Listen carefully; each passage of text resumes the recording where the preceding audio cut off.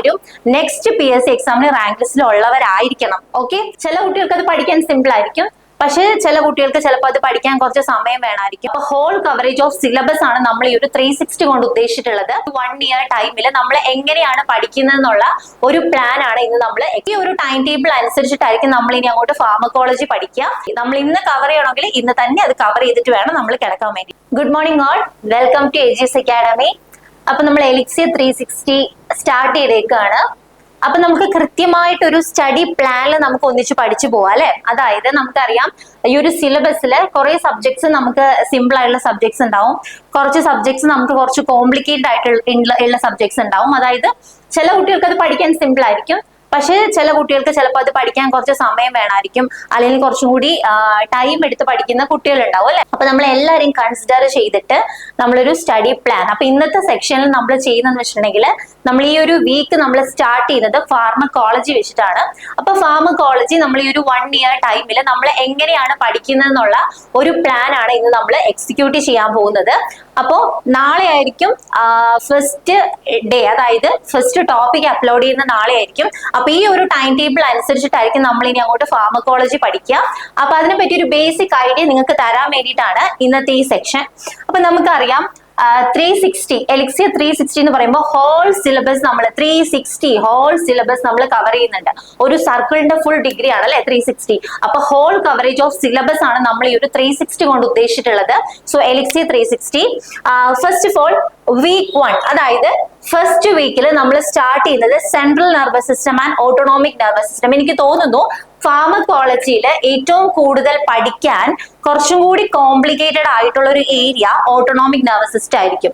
ഈ cholinergic, anti cholinergic, adrenergic, anti adrenergic, അതിൽ തന്നെ പിന്നെയും കുറെ സബ് ക്ലാസിഫിക്കേഷൻസ് വരുന്നുണ്ട് അല്ലെ. അപ്പൊ കുറച്ചും കൂടി നമുക്ക് ആ പഠിത്തം കുറച്ചും കൂടി ഇൻട്രസ്റ്റിംഗ് ആക്കാനും അതുപോലെ കുറച്ചും കൂടി എഫക്റ്റീവ് ആക്കാനും വേണ്ടിയിട്ടാണ് ഈ ഒരു സ്റ്റഡി പ്ലാൻ. അപ്പൊ നമ്മൾ ഇതിനകത്ത് പഠിക്കുന്നത് എങ്ങനെയാണെന്ന് വെച്ചിട്ടുണ്ടെങ്കിൽ ഞാനൊരു ഐഡിയ പറഞ്ഞുതരാം നിങ്ങൾക്ക്. ഫസ്റ്റ് വീക്ക് നമ്മൾ central nervous system and autonomic nervous system വെച്ചിട്ടായിരിക്കും സ്റ്റാർട്ട് ചെയ്തത്. അതായത് ഈ ഒരു കറസ്പോണ്ടിങ് വീക്ക് നമ്മൾ സ്റ്റാർട്ട് ചെയ്യുന്നത് CNSഉം EINSഉം വെച്ചിട്ടായിരിക്കും.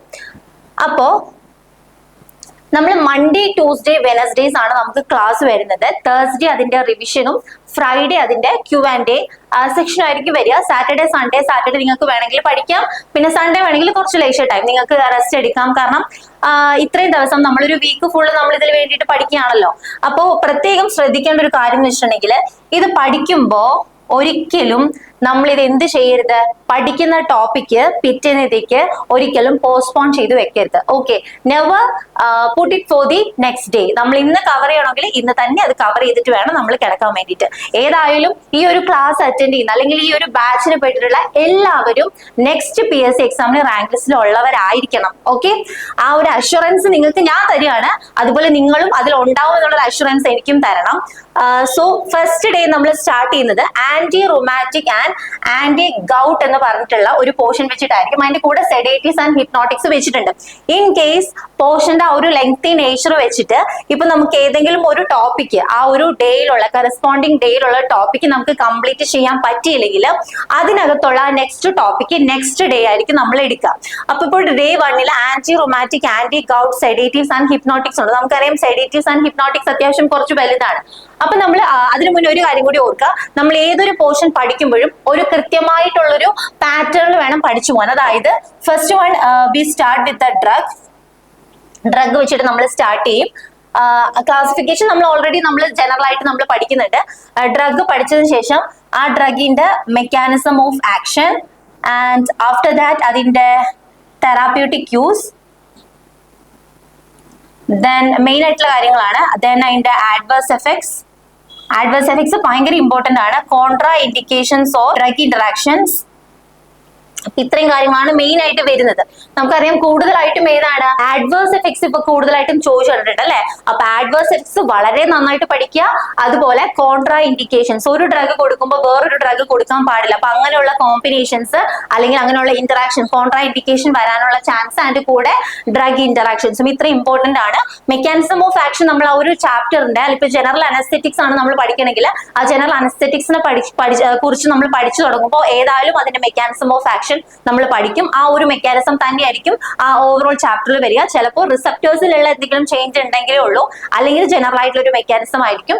അതിനുശേഷം അതിന്റെ തെറാപ്യൂട്ടിക് യൂസ് അത് ഏത് ക്ലാസിഫിക്കേഷനിലാണോ വരുന്നത് ആ ഒരു ക്ലാസിഫിക്കേഷൻ വെച്ചിട്ട് തന്നെ നമുക്ക് അതിന്റെ ഒരു ഫാർമക്കോളജിക്കൽ യൂസ് എഴുതാൻ പറ്റും അല്ലെ. ഫോർ എക്സാമ്പിൾ ഇപ്പൊ ആന്റി ഹൈപ്പർടെൻസീവ് ഡ്രഗ്സിനകത്ത് വരുന്ന കാൽഷ്യം ചാനൽ ബ്ലോക്കറിൽ ഏതെങ്കിലും ഒരു ഡ്രഗ് എടുക്കുകയാണെങ്കിൽ അതിന്റെ തെറാപ്യൂട്ടിക് യൂസിൽ ഉറപ്പായിട്ടും എന്താണ് it is used for treating hyper tension ഉറപ്പായിട്ടും ഉണ്ട്. അപ്പൊ ആ ഒരു ജനറൽ ക്ലാസിഫിക്കേഷൻ വെച്ചിട്ട് നമുക്ക് ഒരു ഫാർമക്കോളജിക്കൽ യൂസ് എഴുതാൻ പറ്റും. അതല്ലാണ്ട് പിന്നെ ഇമ്പോർട്ടന്റ് ആയിട്ട് വരുന്ന ഫാർമക്കോളജിക്കൽ വേറെ യൂസസ് ഉണ്ടാവും. സോ തെറാപ്യൂട്ടിക് യൂസ് പഠിക്കും. അതുപോലെ തന്നെ ഫാർമക്കോളജിക്കൽ ആക്ഷൻ തെറാപ്യൂട്ടിക് യൂസ് എന്ന് പറഞ്ഞാൽ നമ്മൾ ഈ ഒരു കണ്ടീഷൻ യൂസ് ചെയ്യും, ആ ഒരു ഡിസീസിന് നമുക്ക് യൂസ് ചെയ്യാം, ഇതിനെ ട്രീറ്റ് ചെയ്യാൻ യൂസ് ചെയ്യാം, അങ്ങനെയുള്ള കാര്യങ്ങളാണ് തെറാപ്യൂട്ടിക് യൂസിൽ വരുന്നത്.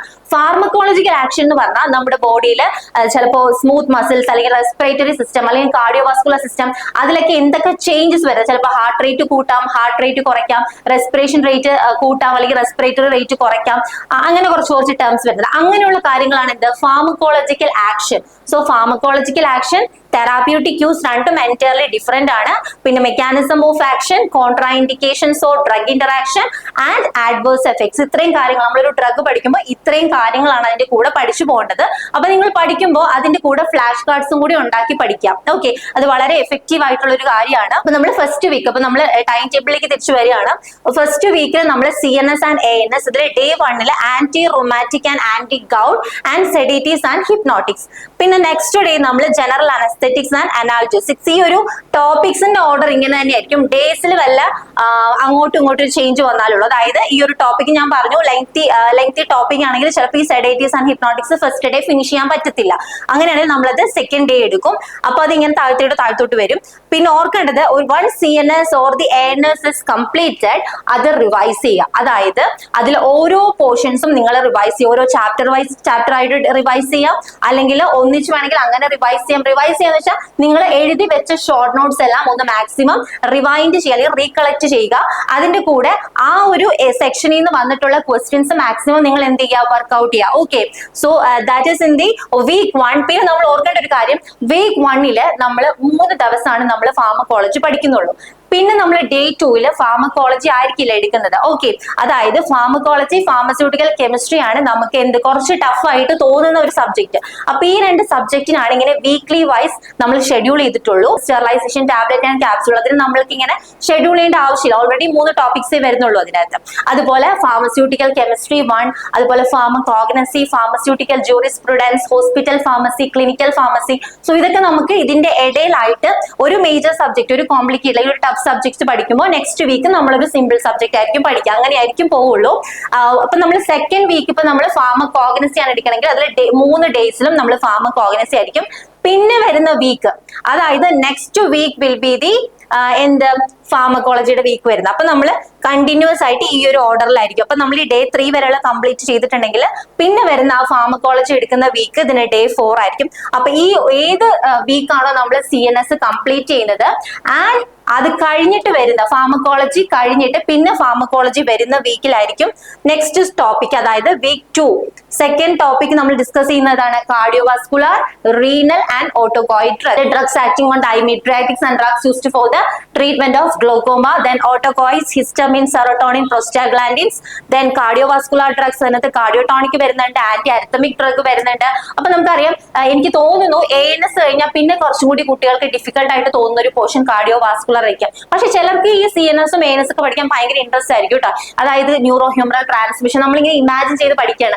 ആ ഒരു സിനാപ്റ്റിക് വെസിക്കിളിൽ നിന്ന് ആ ന്യൂറോ ട്രാൻസ്മിറ്റർ വരുന്നു, സിനാപ്റ്റിക് ലെഫ്റ്റിലേക്ക് വരുന്നു, റിലീസ് ചെയ്യുന്നു, ആക്ഷൻ ഉണ്ടാവുന്നു. ഇതൊക്കെ നമ്മൾ ഇമാജിൻ ചെയ്ത് പഠിക്കുകയാണെങ്കിൽ വളരെ ബ്യൂട്ടിഫുൾ ആയിട്ട് നമുക്ക് പഠിക്കാൻ പറ്റുന്ന ഒരു ടോപ്പിക്കാണ് ഫാർമക്കോളജി.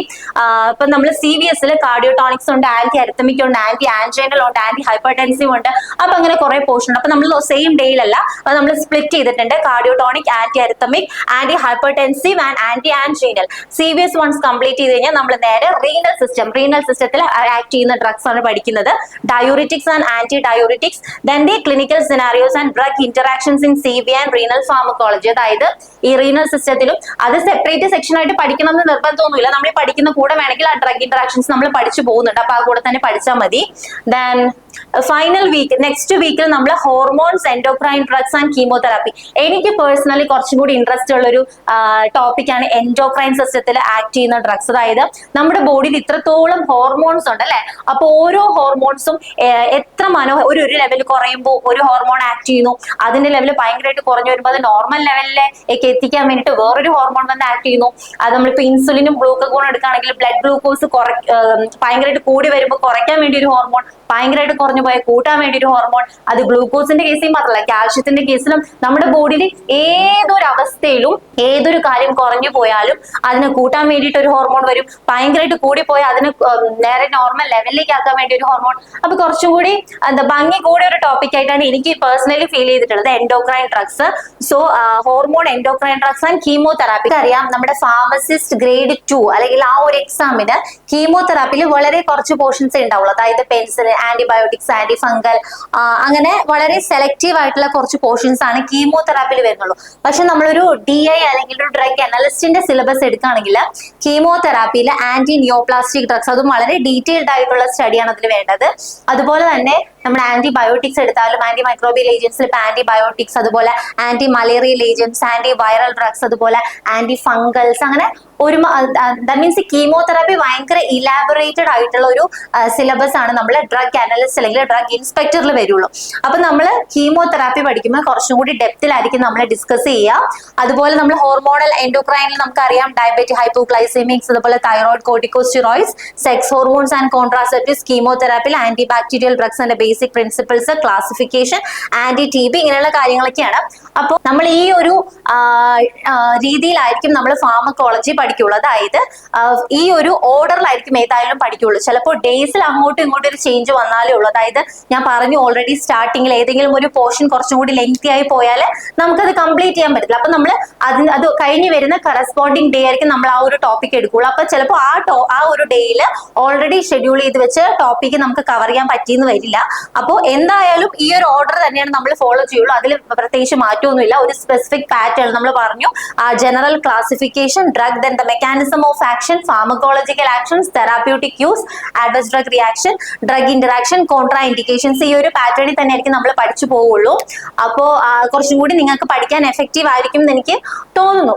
അപ്പൊ നമ്മൾ വിചാരിക്കും ഈ ഫാർമക്കോളജി കുറച്ച് ഡിഫിക്കൽട്ട് ആണ്, എങ്ങനെ നമ്മുടെ കൈപ്പിടിയിൽ നമുക്ക് ഈ ഫാർമക്കോളജിനെ ആക്കാം. Make it clinical and relevant. വളരെ ഇമ്പോർട്ടന്റ് ആയിട്ടുള്ള ഒരു കാര്യമാണത്. നമ്മൾ എന്ത് ചെയ്യണം? നമ്മൾ അതിനെ കുറച്ചും കൂടി എന്താക്കണം? Make it clinical and relevant. അതായത് ഇവർ നമ്മൾ എന്താ ഉദ്ദേശിക്കുന്നത് വെച്ചിട്ടുണ്ടെങ്കിൽ, നമ്മളിപ്പോ ഒരു ഫോർ എക്സാമ്പിൾ ഇപ്പൊ ഒരു ഓറൽ ഹൈപ്പോഗ്ലൈസീമിക് എന്ന് പറഞ്ഞിട്ടുള്ള ഒരു ക്ലാസിഫിക്കേഷൻ ആണ് നമ്മൾ പഠിക്കുന്നതെങ്കിൽ കുറച്ചും കൂടി എന്താ ചെയ്യുക? നമ്മളതിനെ ക്ലിനിക്കലി നമ്മൾ ആ ഒരു ഏരിയയിലേക്ക് നമ്മൾ കൊണ്ടുവരും. ഇപ്പൊ ഒരാൾക്ക് ഒരു ഡയബറ്റിസ് എന്ന് പറഞ്ഞൊരു കണ്ടീഷൻ ഉണ്ട്, അല്ലെങ്കിൽ ഹൈപ്പർഗ്ലൈസീമിയ എന്ന് പറഞ്ഞൊരു കണ്ടീഷൻ ഉണ്ട്. അയാൾ നമ്മുടെ അടുത്തേക്ക് വരുമ്പോൾ ആസ് എ ഫാർമസിസ്റ്റ് നമ്മൾ എന്തൊക്കെ നമ്മൾ ഏതൊക്കെ ഡ്രഗ്സ് നമ്മൾ അദ്ദേഹത്തിന് കൊടുക്കും, അല്ലെങ്കിൽ അദ്ദേഹത്തിന് കൊടുക്കാൻ ചാൻസ് ഉള്ള പ്രിസ്ക്രിപ്ഷൻ ഡ്രഗ്സ് ഏതൊക്കെയാണ്, അല്ലെങ്കിൽ ആ ഡ്രഗ്സ് കൊടുക്കുമ്പോൾ അതുവഴി ഉണ്ടാവാൻ ചാൻസ് ഉള്ള ആഡ്വേഴ്സ് ഡ്രഗ് റിയാക്ഷൻ എന്തൊക്കെയാണ്. അതൊരു പേഷ്യന്റ് അടുത്ത് പേഷ്യന്റ് കൗൺസിലിംഗ് പോലെ നമ്മൾ അയാളുടെ അടുത്ത് ഇൻഫോം ചെയ്യാണ്. ചിലപ്പോൾ ഇത് കഴിക്കുമ്പോൾ ഇങ്ങനെ ഒരു കണ്ടീഷൻ വരാം. ഇപ്പൊ നമുക്കറിയാം ആന്റി TB ഡ്രഗ് ആയിട്ടുള്ള അഡിഫാംബിസിനൊക്കെ കഴിക്കുമ്പോൾ ഓറഞ്ച് കളർ യൂറിനേഷൻ ഉണ്ടാവാനുള്ള ചാൻസ് ഉണ്ട്. അപ്പൊ നമ്മൾ മുൻകൂട്ടി നമുക്കത് അറിയാം. അപ്പൊ നമ്മൾ എന്ത് ചെയ്യണം? ആ പേഷ്യന്റ് അടുത്ത് നമ്മൾ പറഞ്ഞു കൊടുക്കണം. അപ്പൊ നമ്മൾ ഫാർമക്കോളജിയിൽ നമ്മളൊരു ടോപ്പിക്ക് നമ്മൾ പഠിക്കുമ്പോൾ കുറച്ചുകൂടി എന്ത് ചെയ്യുക? Make it clinical and relevant. കുറച്ചുകൂടി നമ്മൾ ആ ഒരു ക്ലിനിക്കലി ആ ഒരു കണ്ടീഷൻ ഉള്ള ഒരു പേഷ്യന്റ് നമ്മൾ അപ്രോച്ച് ചെയ്യുകയാണെങ്കിൽ എങ്ങനെയൊക്കെ രീതിയിൽ അദ്ദേഹത്തിന് നമുക്കത് പറഞ്ഞു കൊടുക്കാം എന്നുള്ള രീതിയിൽ ഫാർമക്കോളജി പഠിക്കാം. അപ്പൊ കുറച്ചുകൂടി അത് വളരെ എഫക്റ്റീവ് ആയിരിക്കും. Second one, use mnemonics and memory AIDS. അത് നമുക്കറിയാം, നമ്മളൊരു 100 ക്ലാസിഫിക്കേഷൻ പഠിക്കുന്നത്, 100 ഡ്രഗ്സിന്റെ പേര് നമ്മൾ പഠിക്കുന്നുണ്ട്. അപ്പോൾ ഇത്രയും ഡ്രഗ്സ് നമുക്ക് ഒറ്റയടിക്ക് ഓർത്തിരിക്കാൻ പറ്റത്തില്ല. അപ്പൊ നമ്മൾ കുറച്ചും കൂടി ന്യൂമോണിക്സ് യൂസ് ചെയ്യാം. നമുക്കറിയാം കുറെ ന്യൂമോണിക്സ് നമുക്ക് ഉണ്ടാക്കാൻ പറ്റും. അപ്പൊ നമ്മൾ പഠിക്കുന്ന കൂടെ കുറച്ച് ന്യൂമോണിക്സ് ഒക്കെ നമ്മൾ പ്രിപ്പയർ ചെയ്യുന്നതായിരിക്കും. അത് നിങ്ങൾക്ക് ക്ലാസ് എടുക്കുന്ന കൂടെ നിങ്ങൾക്ക് ഷെയർ ചെയ്യുന്നതായിരിക്കും. അപ്പൊ അങ്ങനെയുള്ള ന്യൂമോണിക്സും അതുപോലെ മെമ്മറി എയ്ഡ്സ് ഒക്കെ ഓർത്തിരിക്കുന്നതാണ് നമുക്ക് കുറച്ചും കൂടി എളുപ്പത്തിൽ കാര്യങ്ങൾ ഓർത്തിരിക്കാൻ പറ്റുള്ളൂ. ചിലപ്പോൾ ചെറിയ കെമിസ്ട്രിയിലൊക്കെ സ്ട്രക്ചർ പഠിക്കുമ്പോൾ എന്താ ചെയ്യേണ്ടതെന്ന് വെച്ചാൽ നമ്മൾ ആ ഒരു സ്ട്രക്ചറിനെ കുറച്ചും കൂടി ഒരു കോഡൊക്കെ വെച്ച് പഠിക്കാമല്ലോ, കോഡീകൃതീകരിച്ച് പഠിക്കുകയാണെങ്കിൽ കുറച്ചും കൂടി എളുപ്പത്തിൽ നമുക്കത് പഠിക്കാൻ പറ്റും.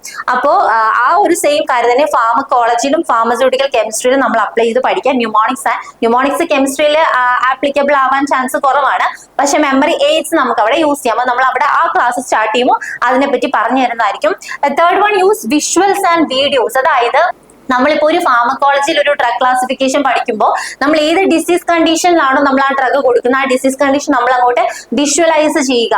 ഇപ്പൊ നമുക്ക് ഏത് കണ്ടീഷനിലാണോ നമ്മൾ ഈ ഡ്രഗ് കൊടുക്കുന്നത് ആ കണ്ടീഷൻ നമ്മൾ എന്ത് ചെയ്യുക, മനസ്സിൽ ഇങ്ങനെ ഇമാജിൻ ചെയ്യുക, അങ്ങനെ ഒരു കണ്ടീഷൻ വരുന്നതായിട്ട്. അതുപോലെ നമ്മൾ ന്യൂറോ ട്രാൻസ്മിഷൻ അല്ലെങ്കിൽ ന്യൂറോ ട്രാൻസ്മിറ്റേഴ്സ് ഒക്കെ പഠിക്കുമ്പോൾ അതെല്ലാം നമ്മൾ എന്ത് ചെയ്യുക, ഇമാജിൻ ചെയ്യുക. അവിടുന്ന് ലൈക്ക് ന്യൂറോ ട്രാൻസ്മിറ്റർ, ഇപ്പൊ അസിറ്റൈൽകോളിൻ ആണെങ്കിൽ അസിറ്റൈൽകോളിൻ സിന്തസൈസ് ചെയ്ത് നമ്മളത് സ്റ്റോർ ചെയ്യുന്നു, വെസിക്കിൾസിൽ സ്റ്റോർ ചെയ്ത് കഴിഞ്ഞാൽ അത് റിലീസ് ചെയ്യുന്നു. ഇതെല്ലാം നമ്മൾ ഇമാജിൻ ചെയ്ത് പഠിക്കുമ്പോൾ കുറച്ചും കൂടി നമ്മുടെ ബ്രെയിനിനെ ഈസി ആയിട്ട് ക്യാച്ച് ചെയ്യാൻ പറ്റുന്ന കാര്യങ്ങൾ നമ്മൾ വിഷ്വലൈസ് ചെയ്ത് പഠിക്കുന്ന കാര്യങ്ങളാണ്. നമ്മൾ ചുമ്മാ വായിക്കുന്നതിലും കുറച്ചും കൂടി എഫക്റ്റീവ് ആണ് കണ്ടുപഠിക്കുന്നതും കേട്ടുപഠിക്കുന്നതും. അപ്പൊ അങ്ങനെയുള്ള കാര്യങ്ങൾ visuals and videos.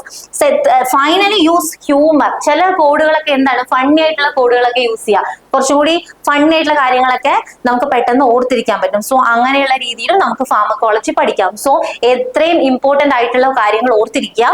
Make it clinical and relevant. Second one, use mnemonics and memory aids. Then third one, use visuals and videos. And finally, use humor. അപ്പോൾ നമ്മൾ ഫാർമക്കോളജി നമ്മൾ ഏതായാലും നാളെ സ്റ്റാർട്ട് ചെയ്യണം. അപ്പോൾ നമ്മൾ നാളെ സ്റ്റാർട്ട് ചെയ്യുന്ന anti rheumatics, anti gout and sedatives and hypnotics portion ആയിരിക്കും. അപ്പോൾ എല്ലാവരും പ്രിപ്പയർ ചെയ്തിരിക്കുക. നാളെ നമ്മൾ സ്റ്റാർട്ടിംഗ് ക്ലാസ് ആണ്. അപ്പൊ ഇതാണ് ഏകദേശം ഫാർമക്കോളജിയുടെ ഒരു ഐഡിയ. വളരെ സുഖമായിട്ട് എല്ലാ പോയിന്റ്സും നമ്മുടെ ബ്രെയിനിൽ ഓർത്തിരിക്കുന്ന രീതിയിലായിരിക്കും നമ്മൾ പഠിക്കുക. അപ്പോൾ വളരെ നന്നായിട്ട് എല്ലാവരും പ്രിപ്പയർ ചെയ്യാൻ വെയിറ്റ് ചെയ്തിരിക്കുക, നന്നായിട്ട് പഠിക്കുക. അതിന്റെ കൂടെ നിങ്ങളുടേതായ രീതിയിൽ ഷോർട്ട് നോട്ട്സ് പ്രിപ്പയർ ചെയ്യുക. നന്നായിട്ട് എക്സാം ഒക്കെ അറ്റൻഡ് ഇനി വരുന്ന ഏത് എക്സാം ആണെങ്കിലും, അതിപ്പോ ഇന്ന എക്സാം എന്നല്ല, ഇനി കിട്ടുന്ന നമ്മുടെ മുന്നിൽ ധാരാളം ഓപ്പർച്യൂണിറ്റീസ് ഉണ്ട്. ഏതൊക്കെ എക്സാം വരുന്നോ എല്ലാ നോട്ടിഫിക്കേഷൻസും എല്ലാ എക്സാംസിനും നമ്മൾ അപ്ലൈ ചെയ്യുക. ഏതെങ്കിലുമൊക്കെ എക്സാംസിന് ഉറപ്പായിട്ടും നമുക്ക് ആ റാങ്ക് ലിസ്റ്റിൽ ടോപ്പിൽ തന്നെ ഉണ്ടാവാൻ ഉള്ള ഒരു അനുഗ്രഹം എല്ലാവർക്കും ഉണ്ടാവട്ടെ. Best wishes for your future. All the best. Thank you.